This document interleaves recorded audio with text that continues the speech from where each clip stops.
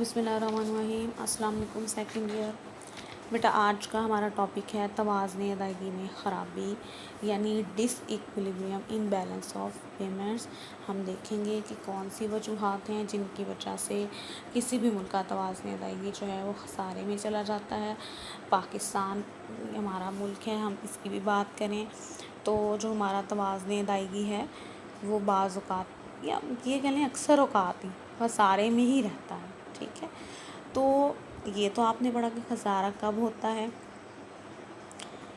जब किसी भी मुल्क के ज़र मुबादला की जो वसूलियाँ हैं, साल भर की वसूलियाँ, वो उसकी साल भर की अदायगियों से कम हो जाती हैं, तो उसको तवाज़ुन अदायगी में खसारे का सामना करना पड़ता है। उसका जो अदायगियों का तवाज़ुन है उसके मुखालिफ हो जाता है, उसके हक़ में नहीं रहता।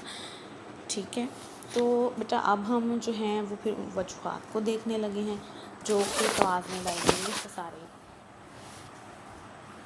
के लिए हो सकती हैं। कौन सी ऐसी वजूहात हो सकती हैं? तो जी दरामदात में इजाफ़ा सबसे पहली वजह कि अगर किसी मुल्क की दरामदात साल हर साल तक बढ़ती जाएँ तो उसका तवाज़ुन अदायगी खसारे में चला जाता है। अच्छा, दरामदात क्यों बढ़ सकती हैं कि मुल्क मुआशी लिहाज से अगर तरक्की कर रहा है, जैसे तरक्की पज़ीर ममालिक हैं, तो वो तरक्की कर रहे होते हैं तो उन्हें बाहर से मशीनरी, अशियाए सरमाया और तकनीकी महारत, टेक्नोलॉजी वगैरह, ठीक है, दरामद करना पड़ती है। तो इन अशिया की दरामद से ज़ाहिरी बात है फिर उनका तवाज़ुन अदायगी जाएगा खसारे में, जब उनको ज़्यादा अब अदायगियाँ करनी पड़ जाएंगी, अशिया ज़्यादा देना है तो अदायगियाँ भी ज़्यादा करनी पड़ेंगी। या फिर अशिया सरमाए के अलावा अशिया सारफीन भी अगर ज़्यादा मिकदार में कोई मुल्क दरामद करेगा तो फिर भी अदायगियों का तवाज़ुन खसारे में जा सकता है। दूसरा है जी बरामदात में कमी। किसी भी मुल्क की बरामदात अगर किसी वजह से कम हो जाती है तो फिर भी अदायगियों का तवाज़ुन जो है वो खसारे में हो सकता है। अच्छा, जैसे जो ज़रई मालिक होते हैं वो चूँकि ज़रई अशिया या ज़रई ख़ाम माल बरामद कर रहे होते हैं, तो अगर किसी वजह से ज़रई शोबे की पैदावार मुतासिर हो जाए, जैसे सैलाब आ जाएँ, मौसम ख़राब हो गया, बारिश ज़रूरत से ज़्यादा हो गई या कभी बारिश बहुत कम हुई, तूफ़ान आंधियाँ वगैरह आ जाते हैं, ठीक है, तो फसलें मुतासिर होती हैं, जिससे क्या होता है तो पैदावार कम होती है तो बरामद करने के लिए अशियाई थोड़ी रह जाएंगी। फिर क्या होता है कि बैनुल-अक़वामी मंडी में बाज़ औक़ात मुकाबला सख्त हो जाता है, या मुकाबला सख्त हो गया या फिर बरामदात की कीमतें बढ़ गई, तो बाज़ औक़ात मुख्तलिफ़ मालिक दूसरे मालिक की बरामदात के नीबुल तलाश करते हैं। ये भी हो सकता है कि हम जो अशिया अब बरामद कर रहे हैं, हो सकता है कि आने वाले वक्त में जो दूसरे मालिक हैं उनके नीबुल तलाश कर दें, और जो मालिक हमसे वो अशिया ले रहे थे वो दूसरे मालिक से लेना शुरू कर दें। ऐसा होता है जिसकी वजह से किसी भी मुल्क की बरामदात कम हो जाती हैं। ठीक है, तो ये भी वजह है अदायगियों के तवाज़ुन में खसारे की। फिर इसके बाद फ़नी तरक्की है। टेक्नोलॉजी जब भी किसी मुल्क में आती है उसकी बदौलत तरक्की होती है, नई ईजादात होती हैं, नए तरीक़े पैदाइश इख्तियार किए जाते हैं, तो उस मुल्क का अपना तवाज़ुन तो बेहतर हो जाता है। क्यों बेहतर हो जाता है? क्योंकि अब उसके पास बरामद करने के लिए ज़्यादा अशिया होती हैं, लेकिन जो उस ममालिक उसके साथ तिजारत करे तो उनका तवाज़ुन ख़राब हो जाता है। क्यों? क्योंकि अब वो उनकी दरामदात बढ़ जाएंगी, दरामदात की मिकदार और मालियत दोनों में इजाफ़ा हो जाएगा। जैसे अब तरक्की पज़ीर ममालिक हैं, ये तरक्की याफ़्ता ममालिक से आप देखते हैं कि टेक्नोलॉजी ले रहे हैं, दरामद कर रहे हैं, रंगीन टेलीविज़न, सॉफ्टवेयर, कंप्यूटर्स, मोबाइल, गाड़ियाँ और बहुत सारी अशिया।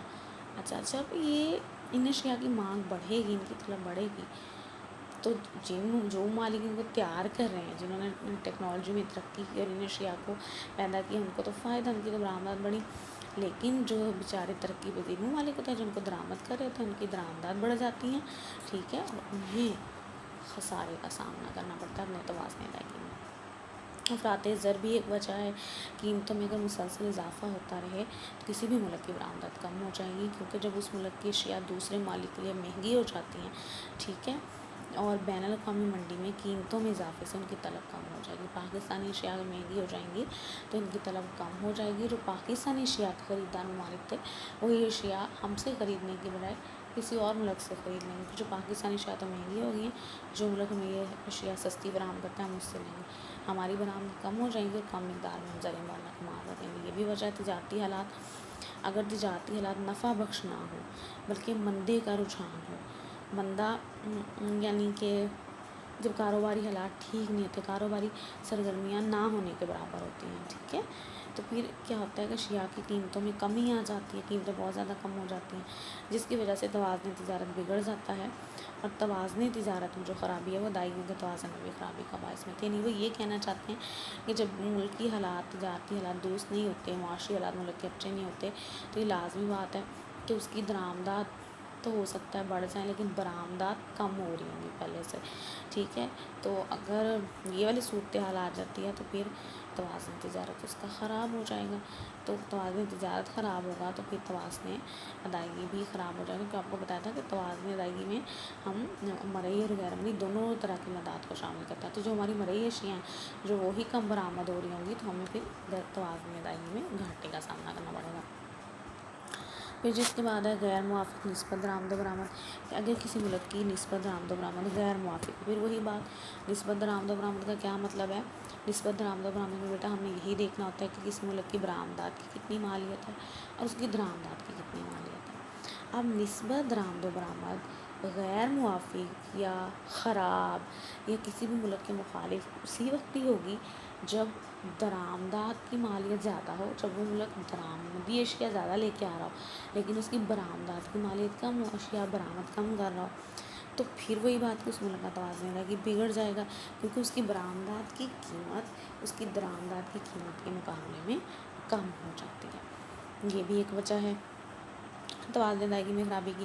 پھر تجارتی پابندیاں, اگر کوئی ملک اپنی تجارت پر پابندیاں عائد کر دے, یعنی بھاری محصول لگا دے, آپ نے پڑھا کسٹم ڈیوٹی بہت زیادہ لگا دی جائے, ٹھیک ہے, کسی بھی قسم کے امپورٹ ٹیکسیز لگا دیے جاتے ہیں, یعنی کہ درآمدی اشیاء پر بھاری ٹیکس لگا دیا جائے یا کوٹا مقرر کر دے, تو اس سے دوسرے ملک کی برآمدات کم ہو جاتی ہیں, جس سے دوسرے ملک کی ادائیگیوں کا توازن بگڑ جاتا ہے. یعنی کوئی بھی ملک اگر درآمدی اشیاء پر پابندیاں لگائے گا تو دوسرے ملک جو اس ملک کو اشیاء برآمد کر رہے تھے ان کا تو نقصان ہو گیا, ان کی برآمد کم ہو جائیں گی اور ادائیگیوں کا توازن بگڑ جائے گا. اور نمبر 8 ہے جو ہمارے پاس غیر ملکی قرض سے, اگر کسی ملک کے غیر ملکی قرضوں کی مقدار میں اضافہ ہو جائے, جیسے پاکستان ہے کہ ہر سال ہمارے غیر ملکی قرضوں کی جو مقدار ہے پہلے سے بڑھ جاتی ہے, ان میں اضافہ ہو جاتا ہے, تو کیا ہوتا ہے کہ زر مبادلہ کی بہت ساری رقم ہے ہماری وہ قرضہ کی ادائیگی اور اس قرضے پر جو ہمیں سود ادا کرنا ہوتا ہے اس پر خرچ کرنی پڑ جاتی ہے, جس سے اس ملک کی ادائیگیوں کا توازن بگڑ جاتا ہے. ٹھیک ہے جی. اگلا پوائنٹ ہے ہمارے پاس غیر مرئی مداد. اگر کسی ملک کی غیر مرئی مداد کی برآمد میں کمی واقع ہو جائے, اب غیر مرئی مداد بار بار آپ کو بتا چکی ہوں کہ غیر مرئی اشیاء, غیر مرئی مداد کا مطلب ہے خدمات, یعنی وہ اشیاء جو کہ آنکھوں کو نظر تو نہیں آتی, ٹھیک ہے,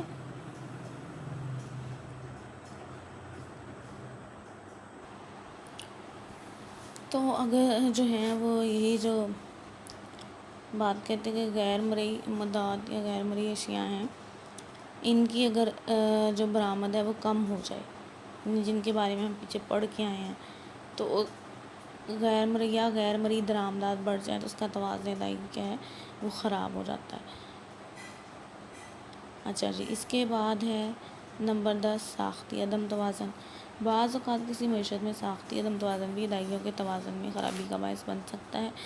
مثال کے طور پر اگر ملک کے اندر عاملین پیدائش کی جو قوت پیداواری ہے اس میں زیادہ اضافہ ہو جائے, جبکہ عاملین اس میں اضافہ جو ہے وہ کم ہو, جبکہ جو عاملین پیدائش کے معاوضے ہیں ان میں اضافہ زیادہ ہو جائے, تو یہ ایک طرح کی ساختی تبدیلی ہے, ساختی عدم توازن ہوگا جس کی وجہ سے برآمدات پہ اثر پڑ سکتا ہے اور برآمد کم ہو جائیں گی اور ادائیگیوں کے توازن میں خرابی پیدا ہو جائے گی. تو یہ وہ وجوہات تھیں جن کا ہم نے جائزہ لیا کہ جن کی وجہ سے ادائیگیوں کا توازن جو ہے وہ غیر موافق ہو جاتا ہے, اور اگر زیادہ عرصے تک جو ہے کسی بھی ملک کی ادائیگیوں کا توازن خسارے میں رہے تو پھر یہ اس معیشت کے لیے کافی نقصان دہ ثابت ہو سکتا ہے. اس لیے کوشش کرنی چاہیے کہ ادائیگیوں کے توازن کی اصلاح کی جائے تاکہ خسارہ جو ہے وہ دور ہو سکے.